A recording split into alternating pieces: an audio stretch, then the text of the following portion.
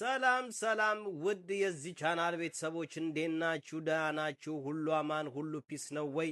አለው እኔ በጣም ደህና ነኝ። ለማታቁኝና ለመጀመሪያ ጊዜ ወደዚህ ቻናል የመጣችሁ እንኳን ደህና መጣችሁ እያልኩኝ እኔ አብይ እባላለሁ።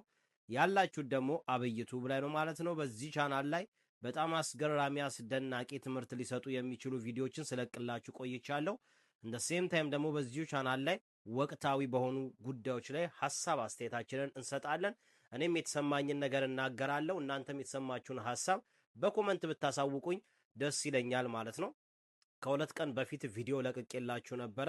እሱም ደግሞ አሁን አስጨናቂ እየሆነ ባለው በተፈጠረው በአሜሪካ በእስራኤልና በኢራን መካከል ውስጥ የተፈጠረው ጦርነት ዳርቻውን እያሰፋ በጣም ብዙ ሀገሮችን ያካለለ ጉዳይ የሁሉም ስጋት እየሆነ መጥቷል ማለት ነው።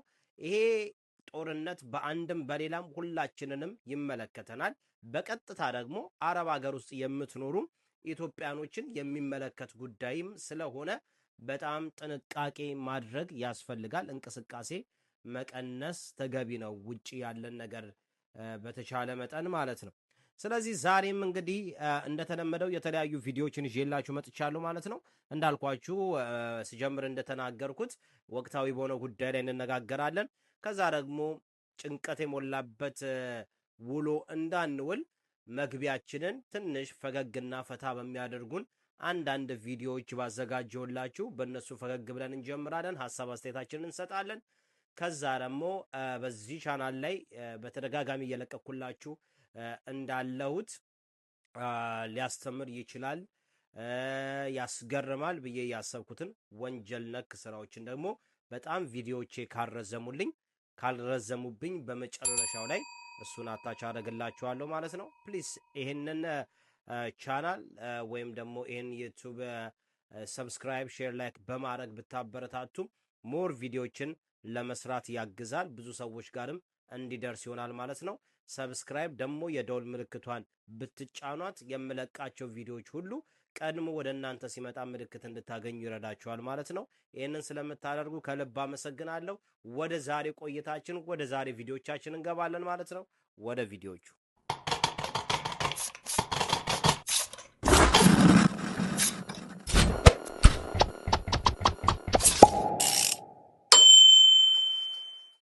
ስንጀምር እንደነገርኳችሁ እንግዲህ የመጀመሪያ ቪዲዮአችንን ትንሽ ፈገግ ብለን እንጀምረው። ብዙ ጭንቀትና ሐሳብ የሞላበት ጊዜ ስለሆነ በጭንቀት ላይ ጭንቀት እንዳይደራረብ ፈገግ ብለን እየሳቀን ብንጀምር የሚመጣውን ጭንቀት ለመቋቋም አቅም ይሆነናል ማለት ነው።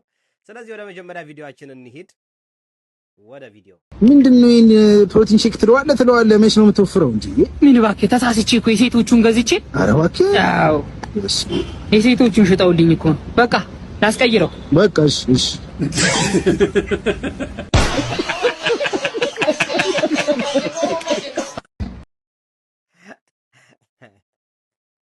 ስለዚህ ወዳጄ የምትገዛውን ፕሮቲን ሼክ ተጠንቀቅ፣ አለበለዛ ወንዳው እንደሆናለሁ ብለህ ጾታ ቀይረ ሴት እንዳትሆን ነው መልእክቱ። የሚገርመኝ ነገር ግን እንደዚህ ከስፖርት ጋር በተገናኘ በፊት ላይ እንደዚህ እንትኖች ይሄ ፕሮቲን ሼክ ምናምን የሚባል ነገር ብዙ አይታወቅም። ግን ናቹራሊ ወጣቱ ሰርቶ የነበረው ሰውነት የነበረው ቅርጽ በጣም የሚገርም ቅርጽ ነበረ በፊት የነበረው እና ብዙ እንደዚህ አይነት ፕሮቲን ነገሮችን ከመጠቀም እኔ እንደው ዕውቀት ባይኖረኝም በዚህ ጉዳይ ላይ አድቫይስ ለማድረግ ባልችልም ግን ኦርጋኒክ የሆኑ ነገሮችን መጠቀም ተገቢ ነው ብዬ አስባለሁ። ኤኒዌይስ ይሄንን የምትጠቀሙ ካላችሁ ስትጠቀሙ ተጠንቀቁ፣ ጾታ እንዳያስቀይራችሁ። እስቲ ሌላ አንድ እንጨምር። ገጣሚ ጀለስ ይላል ይሄኛው ደግሞ። እስቲ አብረን እንሹፈው። የግጥሜ ርዕስ ጊዜው ከፍቷል አሉ። ጊዜው ከፍቷል እንዴ? እኔ ነኝ ጊዜው ነው። ክፉ ነህ ይሉኛል በየመንገዱ፣ ሁሌ ነኝ ክፉ አቁም ከቶ ማን ነው ክፉ ዘንድሮ በመንገዱ ዘንድሮ። አመሰግናለሁ። ቤት አልመጣም ግን ስሜት መጥቷል።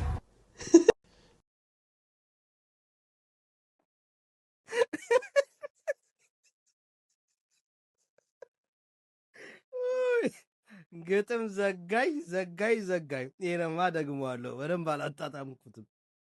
እስቲ እንደገና የግጥሜ ርዕስ ጊዜው ከፍቷል አሉ። ጊዜው ከፍቷል እንዴ?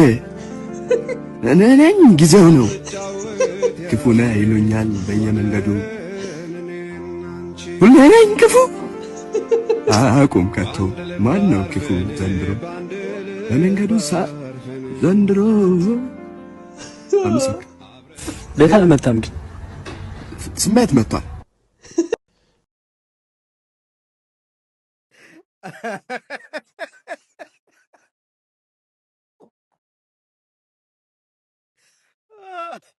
ስሜት መጥቷል አላለም?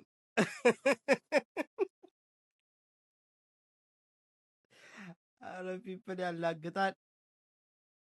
ያላግጣል። የዚህ አይነት ሰዎች ባይኖሩ ዓለም በየቀኑ ከምትገባበት ውጥንቅጥ ማን ነበር እንደው ይህንን ህዝብና እኛን ሊያጽናና ነው የሚችል?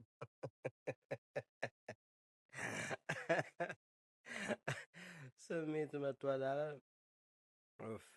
በጣም አንደኛ የሆነ ግጥም ነው። ይመቻችሁ። ለማንኛውም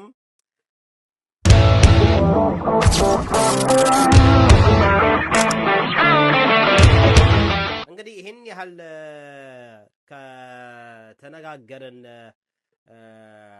ይበቃናል።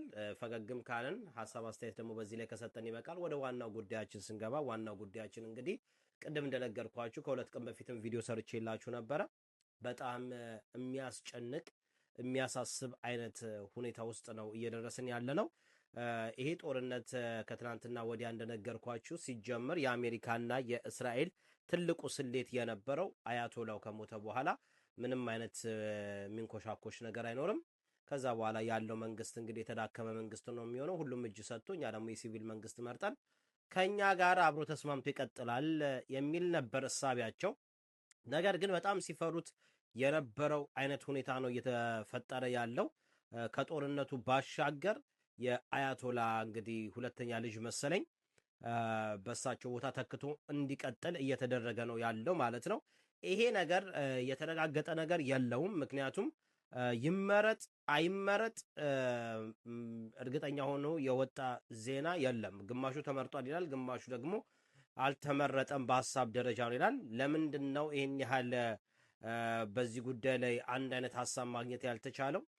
አያቶላውን ለመምረጥ 80 ወይ 88 የሚሆኑ የዛ ሀገር ፈላጭ ቆራጮች አንድ ላይ ተሰብስበው ነው መወሰንም መምረጥም ያለባቸው። አሁን ካለው ሁኔታ አንጻር ደግሞ እነዚህን ሰዎች አሜሪካም ሆነች እስራኤል ካገኟቸው በአንድ ላይ ተሰብስበው ለነሱ ትልቅ እድል ነው። እነሱን ፋይል ዘጉ ማለት የሀገሪቷን ፋይል ዘጉ ማለት ነው። ስለዚህ ያ ነገር በጣም ከባድ የሆነ ፓርት ስለሆነ እርግጠኛ ሆኖ ይመረጥ አይመረጥ፣ ግማሹ ተመርጧል ይላል፣ ግማሹ እንዴት ተመረጠ፣ 80ዎቹም አንድ ላይ ሳይሰባሰቡ የሚል ነገር አለ። ብቻ በዛም ይሁን በዚህም እስራኤልና አሜሪካ በጣም ሲጨንቃቸው የነበረው ወይም ደግሞ ሲያስፈራቸው የነበረው ነገር ይሄ ይመስለኛል። ነገሩን ባጭሉ እንዳይቋጩት የሚያደርጋቸው ትልቁ ከፊታቸው ጋሬጣ ይሄ ነው። ሲቀጥል ደግሞ ከትናንትና ወዲያ ስናገር እንደነበረው እንግዲህ የኖርዝ ኮሪያው ኪም ጁን ምናምን ካልገባውበት እያለ እንግዲህ ያዙ ልቀቁ እያለ ነው። ኢራን ከጠራችን ምንም ሳናመነታ ነው ያለንን ነገር ሁሉ ይዘን ከጎኗ የምንቆመው እያለ ነው። ነገሮች ወዴት እየሄዱ እንደሆነ እንግዲህ የምታዩት ጉዳይ ነው። ፈጣሪ ዓለማችንን ሰላም ያርግልን። የኢራንም አቅም ቀላል የሚባል አቅም አይደለም። እንደ አንድ ቀለል ያለች አገር አርገው እንዴት እንዳሰቧት አክቹሊ አላሰቧትም። ግን እንዳልኳችሁ ዋና ፖይንታቸው የነበረው አያቶላው ከሞተ በኋላ ሌላው ትዕዛዝ የሚሰጥ እስከሌለ ድረስ የተንኮታኮተ ነገር ይኖራል ብለው ነበረ። ግን ወደዛ የሚያስኬድ ነገር ያላቸው አይመስልም። በጣም የሚያስፈራ አይነት ሁኔታ ነው። ከቀን ወደ ቀን በዚህ ጦርነት ውስጥ የሚሳተፉ አገሮች ቁጥር እየጨመረ ነው የመጣው እና በአንድም በሌላም እያንዳንዱን የዓለም ሕዝብ የሚነካ ጉዳይ ነው። በጣም ብዙ በረራዎች እየተዘረዙ ነው ያሉት። የነዳጅ ዋጋ ጣሪያ እየነካ ነው በዚህ 2-3 ቀን ውስጥ ያለው እያንዳንዱ ነገር በጣም የሚያሰጋ ጉዳይ ነው እና እኔ አሜሪካ የምትባል ሀገር በቃ ለዓለም ሁሉ ጠላት የሆነች ሁሌ ጭንቀት የሆነች ሀገር እየሆነች ነው ያለችው። በቃ ወዳጅ እንኳን ከሚባሉ ሀገሮቹ ጋር እንኳን ከሷ ከወዳጅ ሀገሮቿ ጋር እንኳን መስማማት ያልቻለችበት ጊዜ ላይ ነው ያለነው። ከትናንት ወዲያ እንደነገርኳችሁ ዶናልድ ትራምፕ በዚህ ሰዓት ያለበት አጣብቂኝ አይደለም። ስለዚህ እንዳሰቡት ባይሆንላቸውም ካፈርኩ አይመልሰኝ የሚል አይነት ጦርነት ውስጥ ነው ያሉት። እንዲያውም ኢራን ጠይቃኝ ነበረ እንትን ስምምነት እንድናደርግ ወይም ደግሞ የተኩስ አቁም እንዲደረግ፣ ግን ኢትስ ቱ ሌት አልኳት፣ ዘግይተሻል አልኳት ምናምን የሚለው እንዲያውም ሌላ ሚዲያዎች ላይ ደግሞ ስትሰሙ ራሱ ትራምፕ ነው ይህንን ነገር የጠየቀው። ምክንያቱም ማዝማሚያው አላምር ሲላቸው ኢራን እንድትደራደር ድርድር እንዲደረግ ነበር የጠየቀው። ግን ኢራን ከዚህ በኋላ ከአሜሪካ ጋር የምደራደርበት ምንም አይነት ምክንያት የለኝም። ምክንያቱም እንደምታውቁት ከዚህ በፊት 2 ጊዜ ድርድር እየተደረገ በድርድሩ ሰዓት ላይ ነው ከጀርባ የተወጋቸው። አንዴም ኢራን እስራኤል የመታቻት ድርድር እያለች አሜሪካ ድርድር ውስጥ በነበረችበት ሰዓት ላይ ነው። ራሱ አሜሪካ የሚያጠቃቻት በድርድሩ ሰዓት ነው። ስለዚህ ከዚህ በኋላ ማንንም የምታምነው የለም፣ ተስፋም የምታደርገው ነገር የለም እና አንዳንድ አስተያየቶችን እሰማለሁ። አፍሪካ ሀገሮችን ጨምሮ ኬንያን፣ ኢትዮጵያ ምናምን ኢራን እያደረገች ያለችው ነገር ትክክል እንዳልሆነ፣ ሰላማዊ የሆኑ ጎረቤት ሀገሮችን እንደዚህ ማጥቃት እንደሌለባት ምናምን ሲናገሩ ሰማለሁ። ግን ላይክ የሚጠበቅ ጉዳይ ነው። የሆነ ሰዓት ላይ መቀየር ያለበት ነገር መቀየር አለበት። አሜሪካ ሁል ጊዜ የምትፈልጋቸውን መሪዎችም ወይም ደግሞ ባለስልጣኖችን እየገደለች ከዛ በኋላ ነገር እየተደባበሰ ነው ሲቀጥል ይኖረው። ይሄ ደግሞ በኢራን ላይ ለመጀመሪያ ጊዜ የተፈጠረ አይደለም።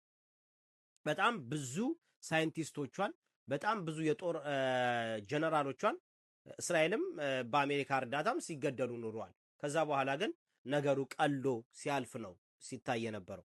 ስለዚህ ከዚህ በኋላ ግን ዋና አያቶላውን ከገደለች በኋላ ዓለም ሁሉ የእሷን ጭንቀት መጋራት አለበት። ከዚህ በኋላ ለነገ ብላ የምትሳሳው አቅምም ለነገ ብላ የምትሳሳው ነገርም የላትም ኢራን። ይሄ ደግሞ በጣም አስፈሪ ያደርገዋል የዓለማችንን ገጽታ። እንዳልኳችሁ ያኔም የሁለተኛው የዓለም ጦርነትን 14 ሀገሮች ነበሩ የተሳተፉት። አሁንም 14 እንዲሁም ያኔ 13 ሀገሮች ነበሩ መሰለኝ። አሁን እንዲሁም 14 ሀገሮች ናቸው እዚህ ጦርነት ላይ በአንድ በሌላም እየተሳተፉ ያሉት እና አዝማሚያው በጣም የሚያስፈራ ጉዳይ ነው ለማለት ነው። ኤኒዌይስ ግን ፈጣሪ ዓለማችንን ሰላም ያርግልን። በአረብ ሀገር የምትኖሩ ወገኖች ፕሊስ ጥንቃቄ አድርጉ። ጥንቃቄ ማድረግ በጣም ያስፈልጋል። የበቀል ጥቃቱ ከኢራን በተለይ የሚሰነዘረው ቀላል አይደለም። ማንም ከጠበቀው በላይ ነው እየሆነች ያለችው። ስለዚህ ማንም የሚያድን ስለሌለ ወይም የሚያድንሽ ስለሌለ ራሳችሁን በተቻለ መጠን ፕሮቴክት ማድረግ የምትችሉበት እየወጣችሁ ቪዲዮ ቀርጻችሁ ለመፖስት ስትሉ ዋጋ ባትከፍሉ ጥሩ ነው። አንዳንድ አበሾች የሚፖስቱትን ቪዲዮዎች አያቸዋለሁ እና በጣም ሪስክ የሆነ ኤሪያ ላይ በጣም አደገኛ የሆነ ቦታ ላይ ነው ሆናችሁ ቪዲዮ የምትቀርጹትና መስታወት ላይ ምናምን በተቻለ መጠን አትቅረቡ እየተባለ ስለሆነ ባትቀርቡ ጥሩ ነው ለማለት ነው። ስለዚህ ሁላችሁም በዓለም ዙሪያ ላይ ያላችሁ ሁሉ አበሾች ፈጣሪ ከክፉ ሁሉ ይጠብቃችሁ ለማለት እወዳለሁ። ከዚህ የበለጠ ቪዲዮን አላስረዝመው፣ በሌላ ሐሳብ አስተያየት ተመልሼ እመጣለሁ ማለት ነው። ለዛሬ ግን ያዘጋጀውላችሁን ትምህርት ሰጪ የሆነ ወንጀል ነክ ስራ ከዚህ ቪዲዮ በኋላ አታች አደርግላችኋለሁ። እሱ ቪዲዮ ይቀጥላል ማለት ነው። በዛም ቪዲዮ ላይ ሐሳብ አስተያየት ካላችሁ በኮሜንት ብታሳውቁኝ ደስ ይለኛል። ብዙ የዚህ አይነት ቪዲዮዎች የሚመቻችሁ ከዚህ በፊትም የለቀኳቸውን ቪዲዮዎች ገብታችሁ ማየት ትችላላችሁ። ስለ ድጋፋችሁ ከልብ አመሰግናለሁ። ይሄ ቤት እንዲያድግ ደግሞ ሼር፣ ላይክ፣ ሰብስክራይብ በማድረግ የደውል ምልክቷን ደግሞ በመጫን የምለቃቸው ቪዲዮዎች ሁሉ ወደ እናንተ ቀድሞ ሲመጣ ምልክት እንድታገኙ ይረዳችኋል ማለት ነው። እኔንም ያግዘኛል። በጣም አመሰግናለሁ። ይመቻችሁ።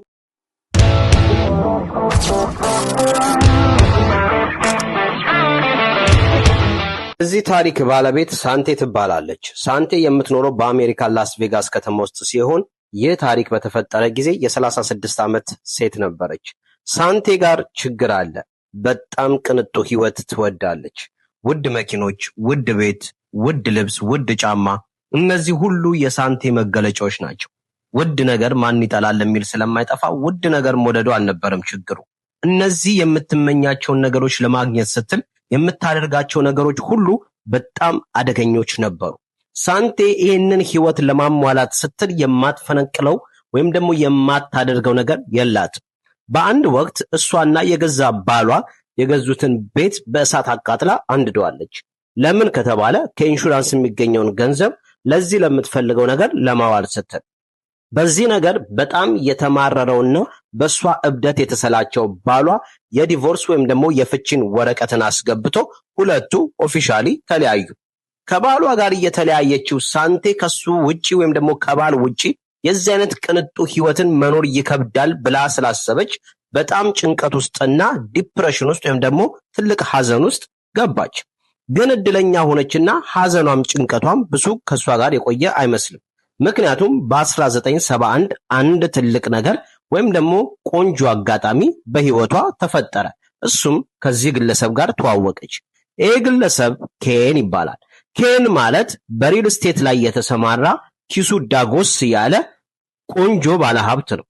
እሷም ይህንን ሀብቱን ባየች ጊዜ በጣም እንደምትወደውና በፍቅሩ እንደወደቀች አብራውን መኖር እንደምትፈልግ ለኬን ትነግረዋለች። ኬን ሁለቱ በተዋወቁበት ሰዓት ላይ ያለው የሀብት መጠን 22 ሚሊዮን የአሜሪካን ዳላር ነው። ያቀረበችለትንም ሐሳብ ተቀብሎ እሱም አፍቅሯት ነበርና በፍቅር በአንድ ቤት ውስጥ ለመኖር ተስማምተው ተጋቡ።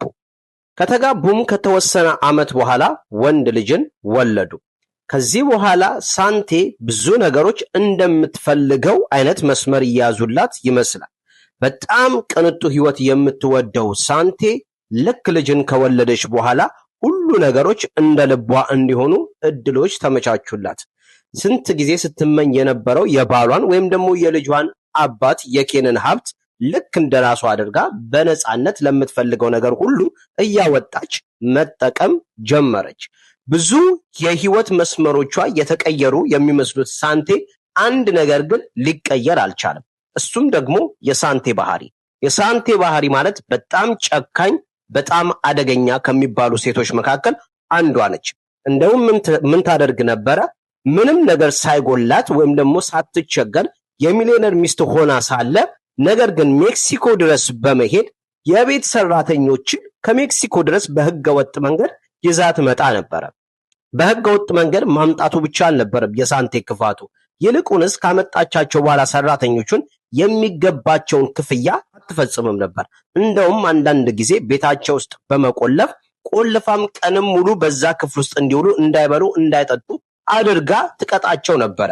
ከዛም አልፎ በጣም አናደውኛል ያለችበት ቀን ደግሞ በሙቋ አንዳንድ ጊዜ ደግሞ በካውያ ቆዳቸውን ትልጣቸው ነበር።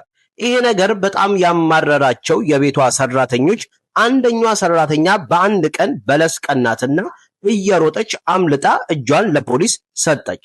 ለፖሊስም የተፈጠረውን የቤት ውስጥ ያለውን ነገር ሁሉ አብራርታ ነገረቻቸው።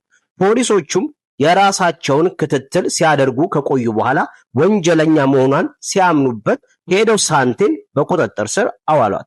ሳንቴም በፍርድ ቀረበች። ወንጀለኛ መሆኗም ተረጋገጠና 5 ዓመት እስር ተፈረደባት። ነገር ግን እንዴት እንደሆነ እስካሁን በማላቀው አይነት ሁኔታ ከ3 ዓመት በኋላ ሳንቴ ነፃ ነሽ ተብላ ተለቀቀች። ከተለቀቀችም በኋላ ይህንን ነፃነቷን በተለያየ መንገድ ስታከብር ኢንጆይ ስታረግ ስታጣጠመው ከቆየች በኋላ ይሄ አልበቃላትና ወንድ ልጇ ትምህርቱን አቋርጦ ከሷ ጋር አብሮ እንዲወጣና እንዲገባ ፈለገች። ወንድ ልጇ ጁኒየር ይባላል። ጁኒየር ይህ ታሪክ በተፈጠረ ጊዜ የ14 ዓመት ወጣት ልጅ ነበረ። ጁኒየርም እናቱ እንደፈለገችው ትምህርቱን አቋርጦ አብሯት ይወጣና ይገባ ጀመር። በተለይ ደግሞ ሳንቴ ትራቭል በምታደርግበት ጊዜ ጁኒየር ከሷ እንዲለይ በፍጹም አትፈልግም። ወደ ተለያየ ሀገሮች አብረው ትራቭል ያደርጋሉ። ሜክሲኮ፣ ጃፓን፣ ዩሮፕ፣ እነዚህ ሁሉ በተደጋጋሚ ሳንቴ ለትራቭል የምትመርጣቸው ሀገሮች ናቸው። በጣም በሚያስገርማችሁ አይነት ሁኔታ የሚሊዮነር ሚስት ሆና ምንም ነገር ሳይቸግራት በምትሄድበት ሀገር ሁሉ ትሰርቅ ነበረ። የምትሰርቀው ከምንም አትመርጥም። ከግለሰብ ትሰርቃለች፣ ከስቶሮች ትሰርቃለች፣ ባገኘችው አጋጣሚ መስረቅ ያዝናናት ነበረ። ክፋቱ ደግሞ መስረቋ ብቻ አልነበረም። ወንድ ልጇ ብቸኛ ወንድ ልጇ ጁኒየር ከሷ ጋር ሆኖ የምታደርገውን ነገር ሁሉ እንዲያይና እንዲማርም ትፈልግ ነበረ። ምን አይነት ጨካኝ አሳፋሪ እናት እንደሆነች እዚህ ጋር መረዳት እንችላለን። ይህንንም በተደጋጋሚ ለጁኒየር እያሳየችው እያስተማረችው ልክ እሷ እንደምታደርገው ጁኒየርም እንዲያደርግላት ትፈልግ ነበረ። በተደጋጋሚ ሲያይ የቆየው ጁኒየር ልክ እንደሷ በሷ ሐሳብ ተስማምቶ እሷ እናቱ የምታደርገውን ሰይጣናዊ ተግባር ማድረግን ጀመረ። አብሯት ይሰርቅ ጀመረ። የሰረቁትንም ገንዘብ አብረው ይጠቀሙት ነበር። ለምን ማድረግ እንዳስፈለጋት እስካሁን ድረስ ግልጽ አይደለም። የገንዘብ ችግር የለባቸውም፣ የምንም ችግር የለባቸውም። መስረቅ ግን ያዝናናትና ያስደስታት ነበር።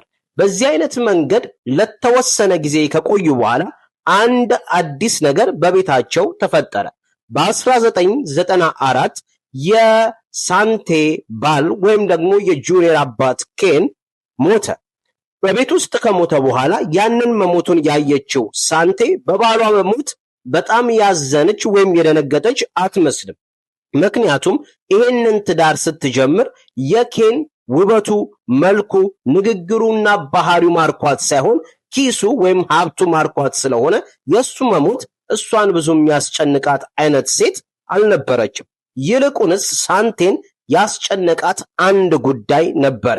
ባሏ ከሞተ በኋላ የባሏን ሞት እንዲሰሙ አጥብቃ የማትፈልጋቸው ሁለት ግለሰቦች ነበሩ። እነሱም ደግሞ ኬን ከሷ በፊት ከሌላ የወለዳቸው ሁለት ወንድ ልጆች አሉት። እነዚህ ወንድ ልጆች በፍጹም የአባታቸውን መሞት መስማት አለባቸው ብላ አላሰበችም። እንዴት አድርጋ ይህንን ነገር ልትደብቅ እንደምትችል ስታወጣና ስታወልድ ከቆየች በኋላ አንድ ውሳኔ ላይ ደረሰች። መሞቱን የባሏን ሞት ወይም ደግሞ የልጇን አባት ሞት ለማንም ላለማሳወቅና ላለመንገር በሚስጥርም ለመጠበቅ ለራሷ ቃል ገባች። ይሄ የገዛ ልጇ ጁኒየርን ይጨምራል።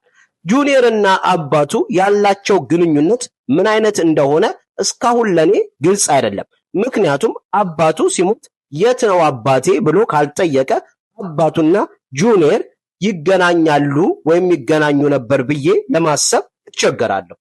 በዚህ አይነት መንገድ ነገሮችን ሚስጥር አርጋ ሳንቴ ለ3 ወር ያህል የባሏን ገንዘብ እንደ ልቧ እያወጣች ለምትፈልገው ነገር ሁሉ እየተጠቀመች እየረጨችው እንደ ልቧ እየተዝናናች ከቆየች በኋላ ከ3 ወር በኋላ ምን እንደሆነ በማላውቀው አይነት መንገድ ሐሳቧን አስቀየራትና ልጇ እንዲሰማ የአባቱን ሞት ፈለገች። ጁኒየርንም ጠርታ ይነዋት ወይም ደግሞ አባትን ደግሞ ተገን ታውቃለህ ብላ አናገረችው ቀለል አድርጋ። በጣም የገረመኝ ነገር ግን ጁኒየር ከሷ የአባቱን ሞት ሲሰማ እንዴት መቼ ምናምን የሚል ጥያቄ በጁኒየር ዘንድ አልመጣም። ወዲያውኑ እሷ ባቀረበችለት ሐሳብ መስማማት ጀመረ። እሷም ያቀረበችለት ሐሳብ የአባትህን ሞት ወይም የባሌን ሞት አንተም ምንም ለማንም አንናገር፣ የሱን ሀብት ሁለታችን ብቻ ለምንፈልገው ነገር እየተጠቀምን እንኖራለን ብላ ይህንን ሐሳብ ስታቀርብለት ይህን ሰይጣናዊ ሐሳብ አንዳንድ ጁኒየር ተስማምቶ ከእናቱ ጋር ማረግ ያለበትን ነገር ሁሉ እየጠየቃት ማረጉን ቀጠለ። በመጀመሪያም ልክ እንደ አባቱ እየሆነ ጉዳዮችን በተለያየ ቦታ ላይ የላከው እየመሰለ ጉዳይ ይጨርስ ነበር። እሷም ደግሞ የባሏን ፊርማ እያስመሰለች ከብዙ ቦታ ላይ የአባታቸውን ገንዘብ ካሽ እያወጡ ይጠቀሙ ነበር። ይህንን አሳፋሪ ሰይጣናዊ ተግባራቸውን እናትና ልጅ ለተወሰነ ጊዜ ማንም ሳይጠረጥራቸው በሰላም ሲያደርጉ ከቆዩ በኋላ አንድ ወቅት ላይ ግን ትልቅ ጋሬጣ ከፊታቸው መጥቶ ተደቀነ። እሱም ደግሞ ይሄ ግለሰብ ነው። ይሄ ግለሰብ ሰይድ ይባላል። ሰይድ ማለት የባሏ የኬን ወይም የአባቱ የኬን የግል የባንክ ሲስተሙን የሚቆጣጠር ፋይናንስ አድቫይዘሩ ሲሆን ሰይድ እያንዳንዱ የኬን የገንዘብ ዝውውሮችን ቼክ ያደርጋል። በአንድ ወቅት ቼክ ሲያደርግ አዲስ እንግዳ ነገርን ያይ ጀመር። ምክንያቱም ብዙ ጊዜ አባቱ ኬን ወይም ባሏ ኬን የሚያደርገውን የገንዘብ ዝውውር ለምን ጉዳይ እንደሚያደርግ ያቅ የነበረው ሰይድ ሌትሊ ግን ወይም ደግሞ ከተወሰነ ጊዜ በኋላ እየተደረገ ያሉ የባንክ ዝውውሮች ሁሉ የተለመዱ አይነት አልነበሩም። በጣም ብዙ ሻፕ ይደረጉ ነበረ። አላስፈላጊ የሆኑ ነገሮች ላይ በጣም ብዙ ወጪዎች ይወጡ ነበረ። ይህንን ጥርጣሬና ስጋት የገባው ሰይድ አባቱን ወይም ደግሞ ባሏ ኬንን ለማግኘት ያደረገው ሙከራ አልሳካ ሲለው ሚስትየውን ሳንቴን ደውሎ ያገኛትን ስላለው ነገር ይጠይቃታል። ሳንቴም ሁሉ ነገር ሰላም እንደሆነ በሌላ ጊዜ እንደምታናግረው ትነግረውና ስልኩን ትዘጋለች። ከዛም በኋላ ይህንን ትልቅ ችግር ሳንቴ እንዴት አድርጋ መፍታት እንዳለባት ከልጇ ጋር እየጠጡ ሲመካከሩ ከቆዩ በኋላ አንድ ውሳኔ ላይ ይደርሳሉ። ያንንም ውሳኔ ለሰይድ ትደውልለትና በቤቷ እንዲመጣና ቤታቸው መጥቶ እየበሉ እየጠጡ እራት ጋብዛው አንዳንድ ነገሮችን ልታወራው እንደምትፈልግ ትነግረዋለች። ሰይድም በሐሳቡ ይስማማና በተጠራበት ቀን ቤታቸው ይገኛል። ቤታቸውም ከተገኘ በኋላ ልክ ክፉ ምክራቸውን እናትና ልጅ እንደተመካከሩት ጁኒየርም ሰይድ በሚጠጣበት መጠጥ ውስጥ ራሱን ስቶ ሊወድቅ የሚያስችለውን ነገር ያደርግበታል። ያንንም አድርጎ ከበሉ በኋላ ያንን መጠጥ ይሰጠዋል። ሰይድም ያንን መጠጥ በጠጣ ጊዜ ራሱን ስቶ ይወድቃል። ያንንም የሰይድንም ማንነት ወይም ደግሞ ሰውነቱን ይዘው ወደ ባዝሩም ወስዶ በውሃ ደፍቆ እንዲሞት ያደርጉታል። የሞተውንም ሬሳ ጁኒየር በመኪናው ጭኖ ማንም ሊደርስ ወደማይችልበት ራቅ ወዳለ ሐይቅ ውስጥ ሬሳውን ይጥለዋል። አሁን በጣም ትልቅ ሲያስጨንቃቸውና ሲያሳስባቸው የነበረውን ይህንን ጉዳይ ከመንገዳቸው ገሸሽ እንዳደረጉ ያመኑት እናትና ልጅ ይህንን ደስታቸውን አብረው እየጠጡ እየበሉ ሲያከብሩ ከቆዩ በኋላ የሚኖሩበትን ከተማ ለቀው ወደ ሌላ ከተማ መሄድ እንዳለባቸው አንድ ሐሳብ ላይ መስማማት ጀመሩ። እሱም በመጀመሪያ የቀራቸው የአባታቸውን የቤት ወይም ደግሞ ሌላ አይነት ንብረቶችን ከዚህ ከተማ ከመልቀቃቸው በፊት መሸጥ እንዳለባቸው ይስማማሉ። ለምን ካላችሁ ለስንት ዓመት አባቱ ወይም ደግሞ ባሏ ኬን ለፍቶ ጥሮ ግሮ ያከማቸውን $22 ሚሊዮን በአጭር ጊዜ ውስጥ እንደ ጠላት ገንዘብ ጨፍጭፈው በአካውንት ውስጥ የቀረው 0 ብቻ ነበረ። ምንም አይነት ካሽ የቀረ አልነበረም። ስለዚህ የቀረው የተለያዩ ቤቶችና በአባትየው ስም የነበሩ ንብረቶች ናቸው። ያንን ንብረቶች እንዴት አድርገው ወደ ካሽ ቀይረው ከተማውን ለቀው ወደ ሌላ ከተማ ሄደው መኖር እንዳለባቸው ሲያስቡ ቆዩ። ሟች ኬን ለምን ይህንን ማድረግ እንደፈለገ እርግጠኛ ባልሆንኩት መንገድ አንድ ቤት በዚህ ግለሰብ ስም አለ። ይሄ ግለሰብ ዴቪድ ይባላል። ጓደኛው ስለሆነ ወይም ደግሞ ብዙ ጊዜ ሀብታሞች ግብር ላለመክፈል የሚጠቀሟቸው ብዙ መንገዶች ስላሉ ከሱ መካከል አንዱ ሊሆን ይችላል ብዬ አስባለሁ። ወደ ጉደኞቹ እናትና ልጅ ስንመለስ እንዴት አድርገው ይህንን ንብረት ከዴቪድ እጅ ውስጥ ማውጣት እንደሚችሉ ሲያወጡና ሲያወርዱ ከቆዩ በኋላ ለጊዜው በአንድ ሐሳብ ተስማሙ። እሱም ቤቱ ባለበት እንዴት አድርገው ከባንክ ብድር መውሰድ እንደሚችሉ ያንንም ተስማሙና ወደ ስራ ገቡ። የመጀመሪያ ሚስትየው ያደረገችው ወይም እናትየው ያደረገችው ነገር በባሏ ስም የሱን ፊርማ አስመስላ ቤቱን አስይዛ ከባንክ ብድር መጠየቅ ነበረ። እንዳሰቡትም ተሳካላቸውና ባሏን ፊርማውን ራሱን አስመስላ ለባንክ አፕላይ ካደረጉ በኋላ ባንክም 280,000 ፈቀደላቸውና ብሩን ተቀበሉ። ብሩን ከወሰዱ በኋላ በዚህ አልቆሙም። በመቀጠልም ያንን ቤት እሳት አያይዛ አነደደችው። ያነደደችበት ምክንያት የመጀመሪያው የተበደሩትን ገንዘብ መክፈል የማይችሉበትን መንገድ ለማግኘት ሲሆን፣ ሁለተኛው ግን ኢንሹራንስ የሚከፍለውን ገንዘብ ተማምና እርግጠኛ ሆና ነበረ። ነገሩ አልጥም ያለው ዴቪድ ይህንን ነገር ለኢንሹራንሶች የሷ እጅ ሊኖርበት እንደሚችል ሹክ ሲላቸው ኢንሹራንሶቹ እስከሚጣራ ድረስ ምንም አይነት የኢንሹራንስ ገንዘብ እንደማያገኙ ይነግሯቸዋል። በዚህ በጣም የተናደደችው ሳንቴ ከዚህ ጀርባ እርግጠኛ ዴቪድ እጁ አለበት ብላ ስላመነች ይህንን ነገር በክፋት የቀረጸችውን ጁኒየርን በደንብ አርጋ ትሞሏለች። ይህንንም የሰማው ጁኒየር መሳሪያውን ይዝና ቀጥታ ወደ ዴቪድ ቤት ይሄዳል። የዴቪድንም ቤት አንኳኩቶ ዴቪድ በሩን ሲከፍትለት ያንን መሳሪያ በደረቱና ግንባሩ ላይ ይለቅበትና በገዛ ቤት ውስጥ ገሎት ተመልሶ ወደ እናቱ ይሄዳል። ይህንንም ወንጀል ከፈጸሙ በኋላ ከዛ በላይ እዛ ከተማ ላይ መቆየት እንደሌለባቸው የተስማሙት መሰሪዋ እናትና ልጅ ያንን ከተማ ለቀው ወደ ኒውዮርክ ይሄዳሉ። ወደ ኒውዮርክም ሲሄዱ የነዚህ ጉደኞች እናትና ልጅ ታሪክ የሚያበቃ ጉዳይ አይደለም። ኒውዮርክ ከሄዱ በኋላ ሌላ ቤት መከራየት እየቻሉ አስበውና አቅደውበት አንድ አፓርታማ ይከራያሉ።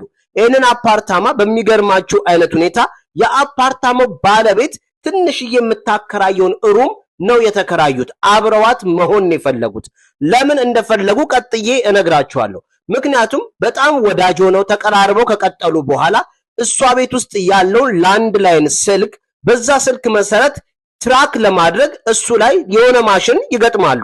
ያ ማሽን የቤቱ ባለቤት የምታወራቸውን ነገሮች፣ የግል ታሪኳን፣ የግል ገበኗን ሁሉ ሪከርድ እያደረጉ ያስጠራቅሙና ያዘጋጁ ነበረ ለክፋታቸው።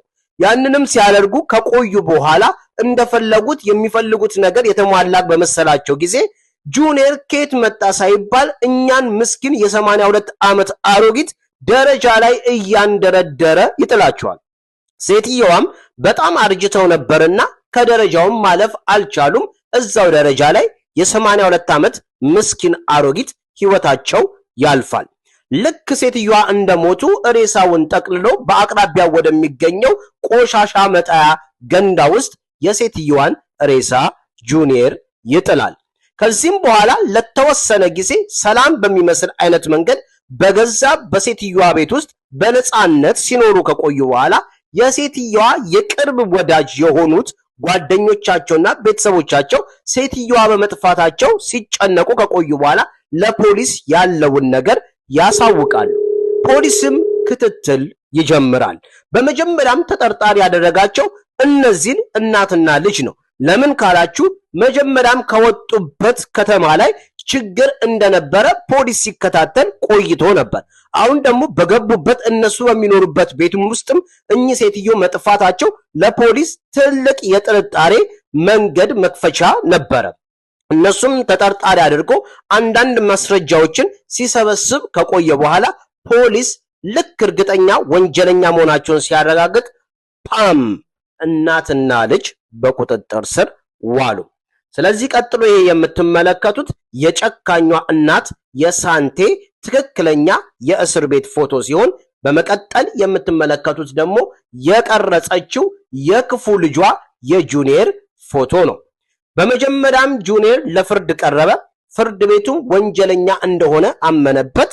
በጣም ደስ በሚል አይነት መንገድ 125 ዓመት ጁኒየር ላይ ተፈረደበት። በመቀጠልም ክፉዋ እናቱ ሳንቴ ለፍርድ ቀረበች። እሷም 120 ዓመት ተፈረደባት። በጣም ደስ የሚል የፍርድ ሂደት ነው። ይህ ታሪክ ከተመቻችሁ ፕሊስ ይህንን ቤት ሼር፣ ላይክ፣ ሰብስክራይብ የደውል ምልክቷንም ተጭናችሁ እንደዚህ አይነት ቪዲዮዎች ወደ እናንተ ቀድሞ እንዲመጡ ያደርጋል፣ ቤቱንም ያበረታታል ለማለት እወዳለሁ። እስካሁን ስለተከታተላችሁኝ ከልብ አመሰግናለሁ። ያላችሁት አብይ ዩቲዩብ ላይ ነው። በሌላ ጊዜ በሌላ ታሪክ እንገናኛለን። መልካም ቀን።